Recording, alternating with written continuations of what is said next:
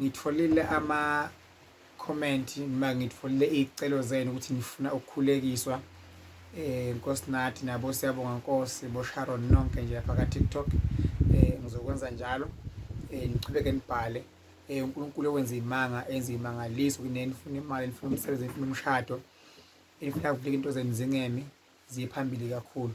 So uNkulunkulu-ke unginikeza amandla ukuthi nginikhulekele, nginisindise, nginivikele ey'nkingeni nembhekene nazo kwakwela bakhona emakhaya. Njengomthandazi wenu-ke uDlamini la ePitolifi uhlala eMpumalanga. Siyahlola-ke la khaya futhi siyathandaza la khaya, sibheke inkinga zomuntu ukuthi siyabuza umuntu singamsiza kanjani. Ngisayona-ke njengoba niva nevoyisi ishile, bengisemanzini namhla bengisenkonzweni, ngiyagwaba nje impela.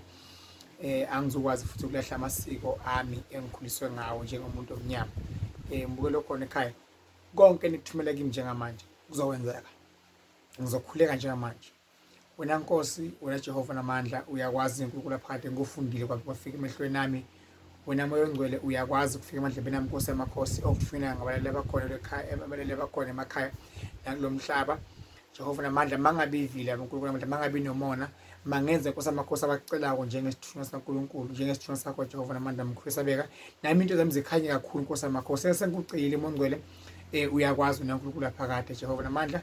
Ngikhanyisele baboshe ngosezulwini, ngikhanyisele Moya Ongcwele, ngicela ney'thandwa zangithi zonke elile khona emathuneni zamathamba amhlophe, zingibheze, ngikhanyisele, zingiveze, nginikeze amandla okuphilisa abantu abagulayo nabasey'nkingeni nabafisa ukuphumela Nkosi yamakhosi ekugabela kuze phakade. Haleluya.